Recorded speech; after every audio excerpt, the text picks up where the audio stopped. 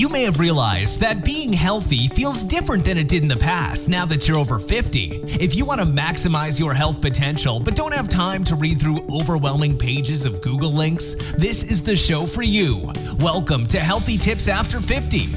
We love doing the research, finding solutions, talking to health experts, and learning what works and what doesn't. Now, your host. She spent the last 25 years dedicated to feeling her best and is here to share her best findings with you, Susan Rosen. Hello, everyone. This is your host, Susan Rosen, and I have a return guest I'm very excited to have on the program again, and his name is Glenn Livingston. And Glenn is actually a psychologist by training. I mean, it's his education, Ph.D., I believe, right? Mm-hmm. And because of actually, he can tell you his story better than I can. His and what he's primarily been working on, although I can update me a little bit now too, is a book called Never Binge Again, which I think all of us have had those kinds of issues at some time in our life. And so that's why we've got him back on the program again to talk about that and what he's been working on lately. And welcome back, Glenn. Thank you, Susan. It's a delight to be here. It's a delight to be here. Do you want me to kind of summarize what we talked about last time, and then we can go in any direction you want to going further? Sure. Yeah. That sounds good. So long story short, I'm a formerly chubby psychologist who's now a not so chubby psychologist. And that took about 30 years to figure out what to do. I was very addicted to sugar and flour and chocolate. Oh my God, chocolate and pizza. And it interfered with my career, it interfered with my marriage, it interfered with a lot of things.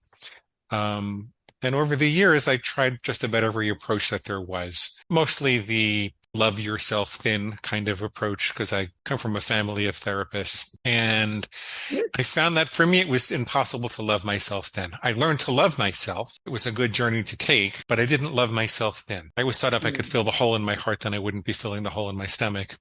But then I learned that the part of the brain that really is responsible for overeating beyond our own best judgment, it doesn't really know love. It's more in the reptilian brain and the brainstem. And it's part of the emergency response system that says, when it sees something in the environment, do I eat it, or do I mate with it, or do I kill it? It's like a bad college drinking game. And I learned that the way to control it had to do with the upper brain, the part that says, before you eat, mate, or kill that thing, what impact is that going to have on the people that you love and your tribe? And what impact is it going to have on your long-term goals? I talked about a silly technique that I eventually developed, which I was never going to teach, but eventually wound up writing a book that has over 1 million copies in distribution called Never Binge Again, wherein I designated my reptilian brain as my inner pig. I should have called it something different, but this was not going to be for publication. This was just a thing. This was just a thing I was doing myself. Yeah. I would call it my inner pig, and I'd make a very clear line that would say something like, I'll never have chocolate on a weekday, because my binges always started with chocolate. It would progress to pizza and everything else, but they always started with chocolate. So one of my first rules was I would never have chocolate on a weekday. And that way I knew if I heard a little voice in my head that suggested I should have chocolate on a Wednesday, but you worked out hard enough, you could just start tomorrow and a little's not going to hurt. All those kind of. We all know that. Yeah. Justification. I would say, well, that's not me. That's my inner pig. Chocolate is pig slop on a Wednesday. I don't eat pig slop. I don't let farm animals tell me what to do. And it would wake me up at the moment of impulse and give me a chance to make the right decision. Over time, I learned that what was actually happening was that the upper brain was writing, because I would write down what the pig was saying, and then I'd ask why it was wrong. So I would engage in reasoning. I would say, well, if you have a craving and you think I'll just start tomorrow, and then you indulge that craving, you're more likely to think I'll just start tomorrow, because you've reinforced the thought, and you're also more likely to have the craving tomorrow. So it's never just as easy to start tomorrow. You always have to use the present moment to be healthy. And I would call that a rational disputation. When I would do that, what would actually happen is I was switching brains. I was taking myself out of that emergency response system, which is the seat of overeating, to my higher brain, the seat of reasoning, where I could rest and digest and think and strategize and make better choices. And it was not a miracle. It did not immediately erase all of my overeating. What it immediately erased was any sense of confusion and powerlessness. I didn't think I had this mysterious disease inside of me. I didn't think that there was some force I couldn't control. It was a lot less confusing and mystical. And it just was more like, okay, I've got this part of my body that wants stuff. And just like other parts of my body want stuff, my bladder wants to pee, my reproductive organs want to kiss attractive people in the street. Right. I don't have to listen to that. I can be in control. I learned to be in progressively more control, partially by writing down the reasons that my inner pig was telling me that I should eat pig slop, that I should break these lines and eat slop. Partially by learning other ways to disempower that emergency response system, the sympathetic nervous system, fight or flight, feast or famine. That's the part that's responsible for saying just hand over the chocolate and nobody gets hurt. It feels like it's an emergency, and big advertising, big food is all too happy to push those buttons and make you feel like it's urgent that you have their bags and boxes and containers. They're really taking advantage of this evolutionary bias. We could talk about that more if you want to. Yeah. I realized I had this perceived emergency and I had to tell my brain there was no emergency. So I asked around and I talked to some people and I did some reading. And Laurie Hammond, she's a hypnotist. I don't use hypnosis in my program, but she's a hypnotist. She told me about a type of breathing called 7-11 breathing, which means that you breathe out for longer than you breathe in. Breathe in for a count of 7, you breathe out for a count of 11. If you do that a couple of times, you're signaling to the brain that there's no emergency. Because if there was an emergency, you'd be going, like if a hungry bear was chasing you, you wouldn't have time to breathe out for longer. So that was a way that you could deactivate the sympathetic nervous system, deactivate the emergency response system, and activate the parasympathetic nervous system, which says this is time to rest and digest and strategize and think about long-term goals. And so I found that doing that helped a lot. Keeping track of the rational disputations, all the different things that my pig said and why it was wrong. We can talk about them if you want to. Keeping track of that tended to help because I no longer had this greased chute that just felt okay to change my mind. And then the final thing that really helped was taking care of my body physically. Mostly that had to do with what I ate. So it's not just like I had this Nazi food policeman in my head that said, you will not have chocolate, right? I also said, what do I authentically need? What is my body mistaking chocolate for? And often it was genuine nutrition. Like, I often found I could kill the chocolate craving if I had a kale banana or celery juice and banana smoothie. I'm not a dietitian. I just kind of played around and that worked for me. And then as I started working with people, I discovered that just about every overeater is also a really good dieter. They go in these, roller coasters where there's an old nursery rhyme that says, when she was good, she was very, very good. But when she was bad, she was hard. And that's how most people who struggle with overeating eat. And so I kind of learned that you have to flood your body with nutrition on a regular, reliable basis. And that really dampens those urges. So it was kind of a combination of things. And then understanding that rules were better than guidelines, because if you say, I'm going to just follow a guideline of eating in moderation, I'm going to eat healthy 90% of the time, but 10% of the time I'm going to indulge. It's really good in theory, but you don't know which is the 10% and which is the 90%. So every time you're at Starbucks in front of a chocolate bar, you have to be thinking, well, is this the 10% or the 90%? You've got to make another food decision. And decisions wear down your willpower. One definition of willpower is the ability to make good decisions. And it turns out we can only make so many good decisions every day. So the more decisions you require yourself to make, the harder it is to stick to them. So I put that all together. And as I was getting divorced, it became a system called Never Binge Again. I published the book and it got famous relatively quickly. I mean, I was in marketing most of my life, so I'm marketing and psychology, so I knew what to do. But it got famous really. And now people, they kind of sort of recognize me because they forget my name. They kind of point at me and go, pig guy, you're the pig guy. So it's my claim to fame. What are you going to do?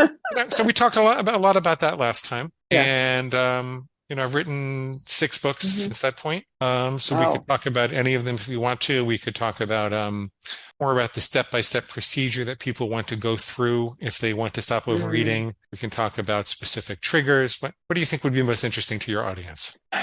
Well, I don't, to be perfectly honest, they don't talk to me.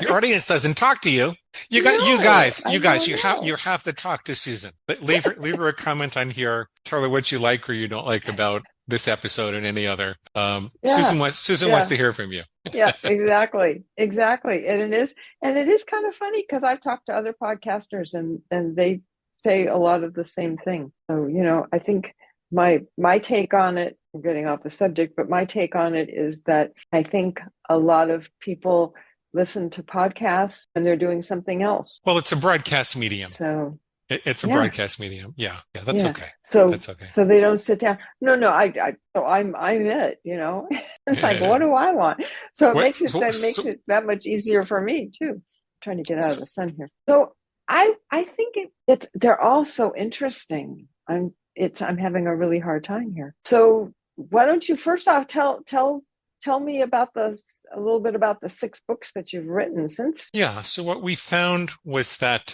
there were a lot of specialty topics that really needed a Mm, treatment in and of themselves. Like I don't okay. mean like a clinical treatment. I mean like Yeah. a literary treatment in and of Yeah. themselves. A book.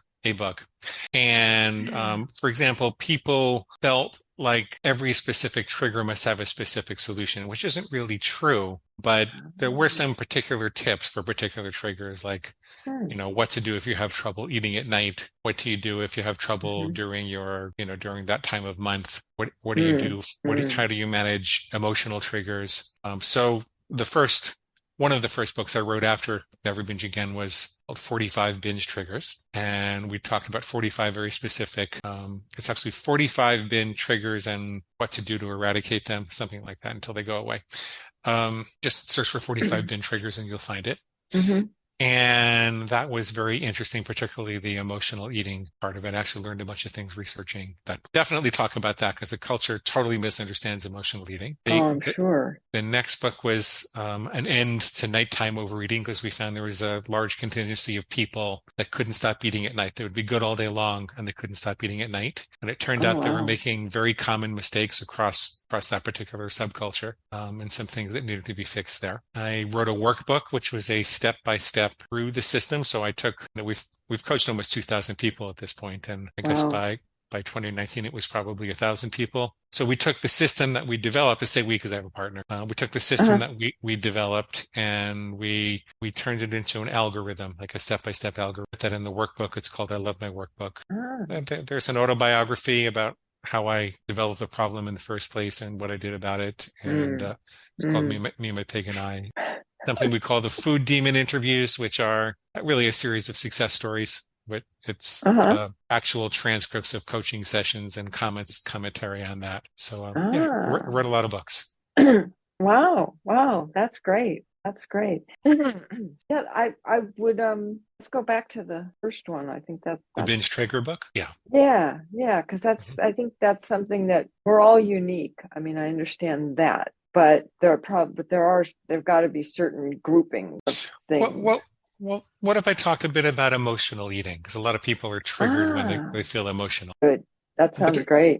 there are different classes of that. There's anxiety, there's anger, there's Uh-huh. sadness, there's frustration. Mm, Um, hmm. but what they all have in common is a misunderstanding of how the relationship works. Most people think I have this emotion and this causes overeating because the emotion is intolerable. And I have to numb out. I have to quote unquote, I have got to Oh, quote unquote numb out. okay. And so it's kind of an automatic thing. And you see the classic iconic scenario is the Golden Girls when the Maud or Beverly, what her name is, she says, I'll get the cheesecake. Or Betty, she says, I'll get the cheesecake, right? People think that that's how it works. And it's a part of it, but it's far Mm. from the whole story. Excuse me. And I always joke with people, I said, if the only reason you were overeating was to numb out, and if overeating was so effective at numbing you out, then when you went to the dentist and they were out of Novocaine, couldn't they just inject you with a bagel and people think that's silly, but they remember that. So first of all, the things we typically overeat on don't only anesthetize the emotional system. It's true that if you overeat, if you overload the digestive system, the nervous system has difficulty conducting the emotions. So the intensity of emotion does go down initially when you overeat.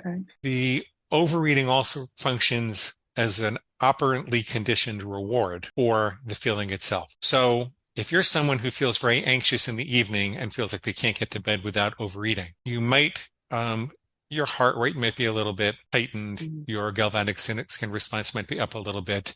Maybe your blood pressure is a little raised, your respiration, your perspiration. Those are all manifestations, physical manifestations of anxiety. When we look in animal studies and what happens when we observe groups of animals and then we give them a sugar reward when they have certain physiological experiences, those animals learn to demonstrate those physical experiences more often. So a group of baboons that are rewarded with sugar every time they have high blood pressure learns to have high blood pressure all the time, right? Wow. And so what's happening here, you're thinking, feel anxiety, overeat, right? But it's also overeat. Okay. So it goes down temporarily when you get the food, but just temporarily, you're actually conditioning the anxiety in your body. So we find that people who can't sleep without overeating, and you have to ask your doctor if it's okay to do this, because I'm not a medical doctor and I'm not your medical doctor in any case.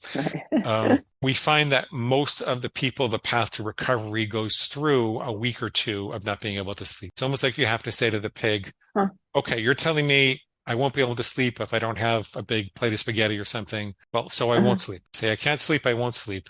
It's about 70% as good to lie still with your eyes closed as it is to sleep anyway.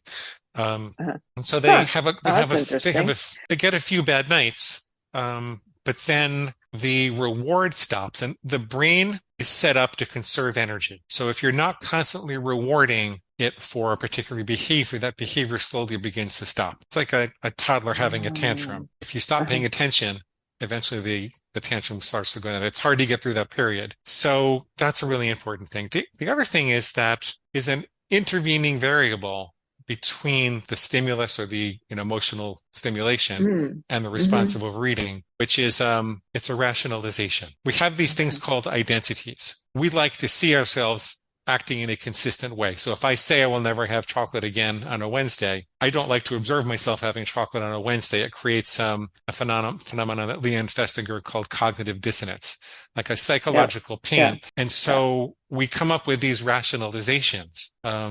A little bit won't hurt. You worked out hard enough. You won't gain weight. Chocolate grows on a cocoa plant and therefore it's a vegetable. We come up with these rationalizations and it greases the chute. It's almost like those like if the emotion were a fire and it was living in a fireplace, in a well-contained fireplace, the rationalizations are poking holes in the fireplace so the ashes can get out. And I find that's a helpful analogy because a fire in a well-contained fireplace in the living room is an asset, not a liability. People gather around, they hug, they cry, they laugh, they tell memories, they tell stories, and they make memories. They get warm. And they get warm. Your emotions are a valuable asset. It's only when that pathway has been greased, when you've poked holes in the fireplace with these rationalizations, that you can get into trouble. So what you want to do is identify all those rationalizations and fix them. You want to prove why each one of them is wrong. I told you why you can't start tomorrow. It's never just a little. People say it's going to be just a little, but it's never just a little. And when the pig says a little won't hurt, you can say, well, a little bit is the difference between who's in charge, me or you. And I want to be the master of my own fate. I don't want to be your BIATCH, right? Right. I want to be in charge because I want to make decisions about what's important to me. And nobody's giving me these rules. I'm making my own rules.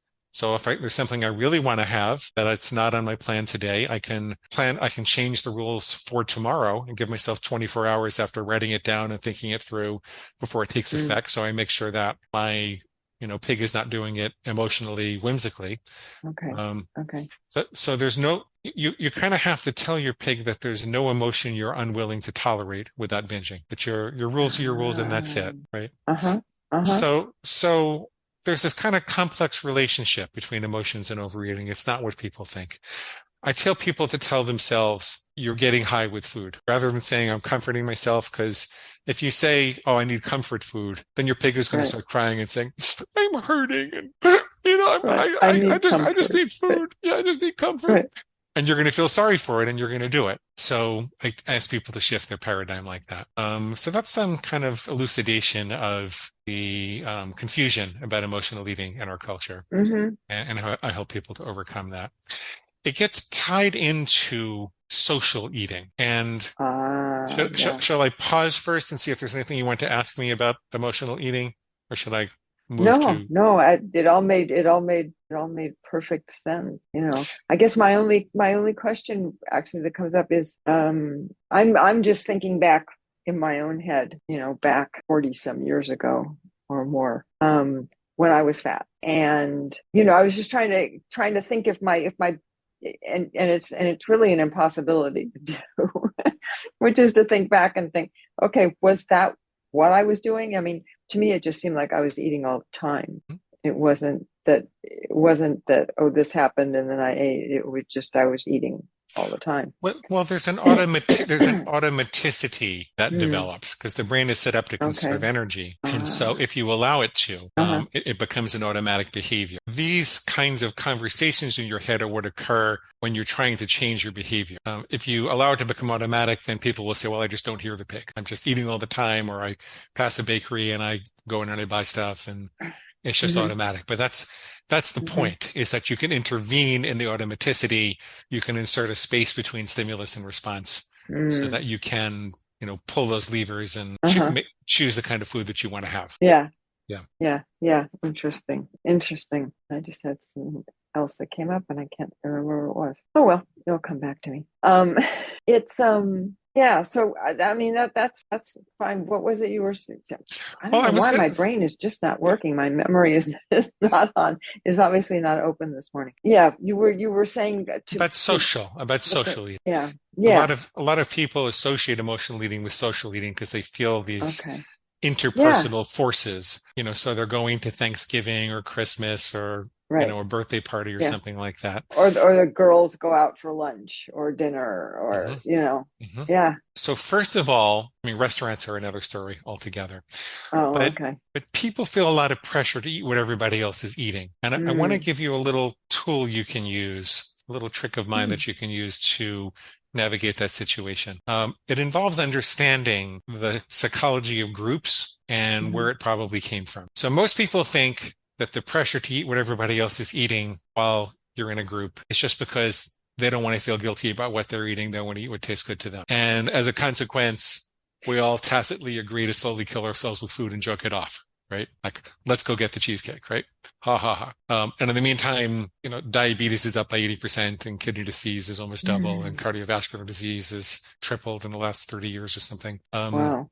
Don't quote me on the stats. Just look at the World Health Organization. It's really bad. The pressure to eat what everybody else eats in a group probably originally comes that in our early evolution, food was not really very abundant and infinitely available like it is today. Mm. It was Mm. likely that when there was a catch or a harvest, that only one thing was available. It was also probably likely that every member's labor of the tribe was necessary for survival, and that if someone were to become feeble or sick, that they would be a burden on the tribe and put the tribe at risk. So it really was a matter of survival that you eat what everyone else was eating. When two warring tribes would try to make peace, they would break bread together. They would eat together to demonstrate that they're not there to maim, kill, mutilate, rape, Yeah. and that that they're actually friends and safe Hmm. allies now.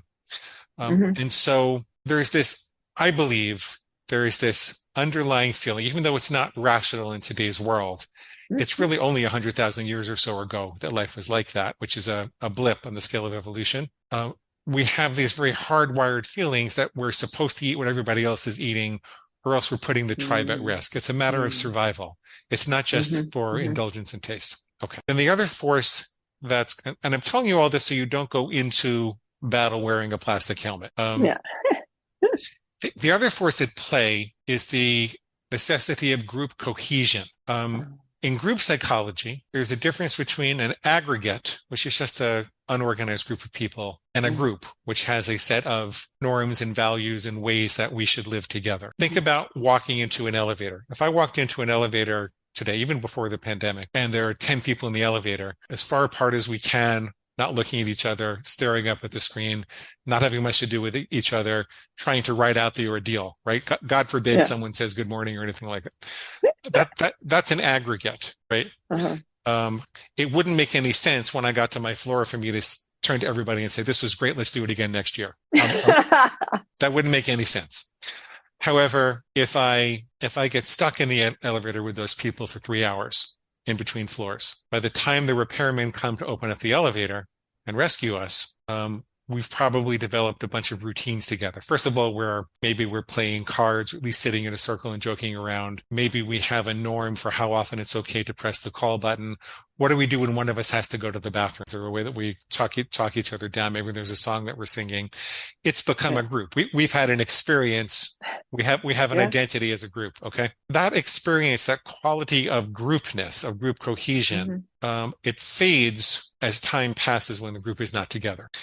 And so let's say you go into your families for Thanksgiving, but you haven't seen them for a couple of months. The group is going to make an effort to recohere the group. Part of that effort is to make a love offering. Often that's in the form of food. Mom comes running up and says, oh, you look so thin. Darling, I made your favorite chocolate chip cake. Here, a little's not going to hurt you. Now, what most people do will say, well, Mom, I can't have chocolate. My doctor says it's not good for me, or I'm really trying to cut down. No, the problem is that there are two things that occur there. First of all, you're not allowing the group cohesion to take place, right?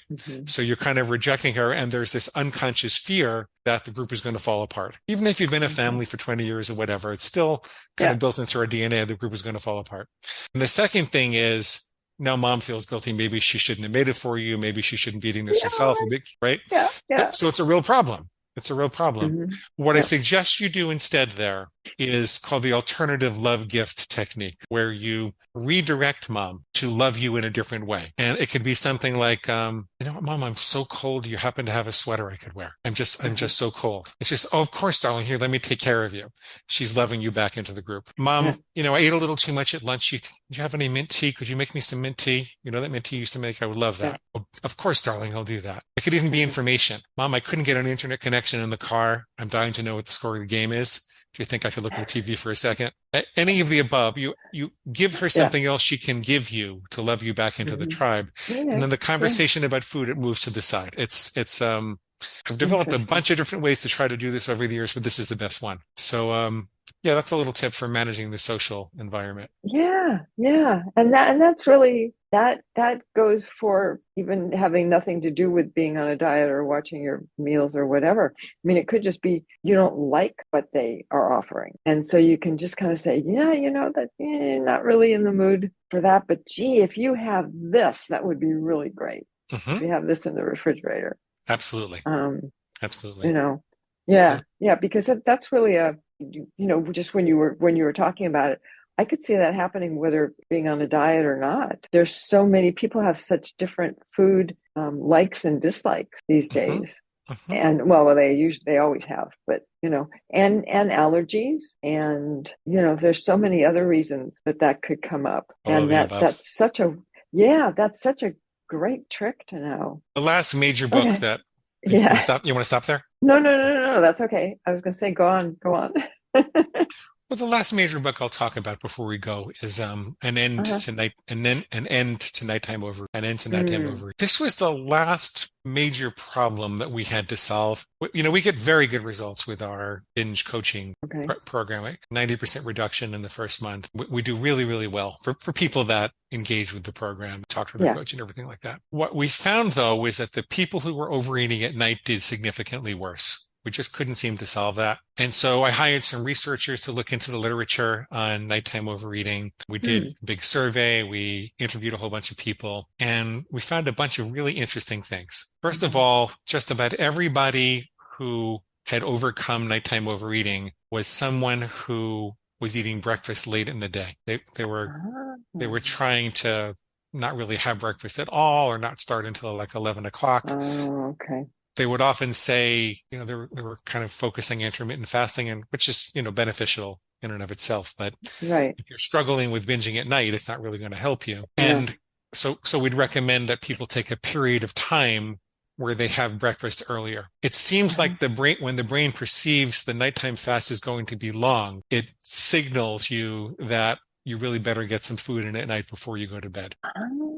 And so Oh, when you okay. know that the nighttime fast is not going to be quite as long, then you stop overeating or as much at night.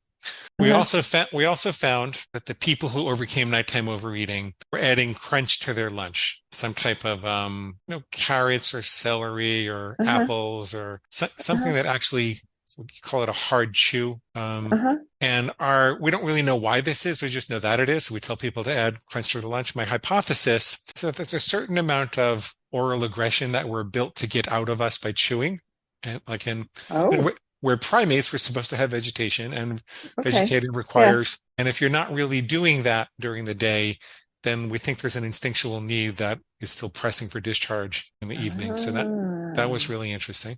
yeah. And then we found that the people that overcame nighttime overeating, they had nighttime rituals. Mm. So we joke that they could call their inner pig Pigula, because it was like Dracula that started whispering, and they had to have, rituals that kept the vampire out of the house. Uh-huh. So part of that involved knowing when dinner was over, very specific. Some Mhm. people would clap their hands 3 times and go, kitchen's closed, right? Other people would go brush their teeth, change their clothes, take off their makeup, and go to another part of the house. Uh-huh. One woman, as soon as the dishes were in the dishwasher, she'd go, dinner and done, and she'd smack the dishwasher closed. There was a very discrete point. And Okay. if you think about the vampire movies, you know exactly when the sun's gone down, right? You know Uh-huh. that. And so it's kind of the same thing. You have to behave differently after the sun goes down. And in Mm. order to do that, you have to know when the sun goes down. Then they would have very particular rules for themselves about what happened after the sun went down. Sometimes that would be like, I'll never have anything after dinner except for, tea and warm tofu or, whatever, steamed vegetables, whatever you wanted to have afterwards. But to have Mm. this, period of decompression when there were very specific things allowed or not allowed. Mm-hmm. They didn't eat in bed. They would not allow themselves to eat in bed at all. They kept bed for, Mm-hmm. intimacy, sleep, reading, and that's the primary protocol we discovered to overcome nighttime overeating. There's Uh-huh. more to it in detail, but Yeah. that's the last book that I wrote. So Okay. Yeah, and all of that, and I'm sure that as you kind of alluded to earlier, everybody's got their own ones of these things that mhm, they do, mhm. right, or don't do. Not everybody. Not everybody. I mean, it's a larger number, I'm sure, but Everybody has a very unique overeating profile. right. And so Yeah. everybody needs a unique set of customized rules Yeah. to make it work for them. Yeah, no, how it's so fascinating. Yeah, I don't, it's funny because I don't I mean I'm sure I do things like that now. I'm not overeating, but it's trying to think back when I was fat. I don't remember. I don't, but it was a long time ago and I'm sure that's why I don't remember. I gotcha. Yeah. Would it be okay if I reminded people where they can get a free copy of the main book? Yes, please. Yes, Okay. yes. That Uh, was going to be my Yeah. next Okay. So you can get a free copy of neverbingeagain.com uh-huh, you can get a free copy of Never Binge Again in Kindle, Nook, or PDF format uh-huh. at neverbingeagain.com if you click the big red button and sign up for the reader bonuses, where you'll also get a set of food plan starter templates and, customized set of rules for any dietary philosophy when counting, calorie counting, ketogenic, high Oh, carb, low carb, uh-huh. Okay. and a set of recorded coaching sessions so you can see how this actually works in practice. Ah, interesting. The other books are available at neverbingeagainbooks.com. All these other books that we Oh, talked about okay. are at Uh-huh. neverbingeagainbooks.com. Okay. Okay. Good. Very good. Yeah. Yeah. As I'm sure you have found out from being in this area for so long, that it really is something that most people have come up against at some point. You know, and how many people is it that are successful and then relapse? I don't like the word relapse because I don't think it's a Okay. disease, but Yeah, no, okay, sorry. I didn't mean it. Yeah, I was just thinking go backwards, but yeah. people that reverse their previously Yeah. held best Mm-hmm. intentions. We don't know 100%. I can tell you Uh-huh. that after a month, people that are engaged with us, they report they're doing 90% better. Uh-huh. At around the 6 month mark, that number is more like in the 55 to 60% range. Okay. Around the year, it's like a little under 50%. So, I mean, I think that's better than most programs, but Yeah. a lot of people still go back to you. There is no treatment for free will, and if you want to overeat, you can That's overeat. true. But the good thing is that if you can choose to overeat, you can also choose not to overeat, and Yeah. stop looking for someone to do something to you or give you a pill or do some surgery, and Right. do the mental work that's necessary to build Yeah. the fortitude and stamina to get through this. Absolutely. Absolutely. Absolutely. And to, and it's like so many other things, people can be doing it well for 10 or 20 years and then something will happen in their lives and they may stay with it and they may not, it's yes, it's so much fun being a human being. But it's better than the alternative. Yeah. Susan, I have another call in a couple of minutes. Is there anything Yes, else you that's wanted to fine. ask or tell me? No, no, no. That's it. That's it. We went a little longer than I had planned, Okay. but that's what happens. So thank you so much for coming back on. And I will just say what I always have to say at the end, which is that this is not to be seen as medical advice, Right. and neither of us are medical doctors. And if you are having medical problems, please go and see your doctor or whoever it is you deal with. And with that, I will say goodbye and I will see everybody next week. This has been Healthy Tips After 50 with Susan Rosen. To stay on the cutting edge of the most effective health strategies, subscribe to this podcast and let us know what you thought of the show with a comment or like on iTunes. Visit healthytipsafter50.com for this episode's show notes, more resources, and free offers.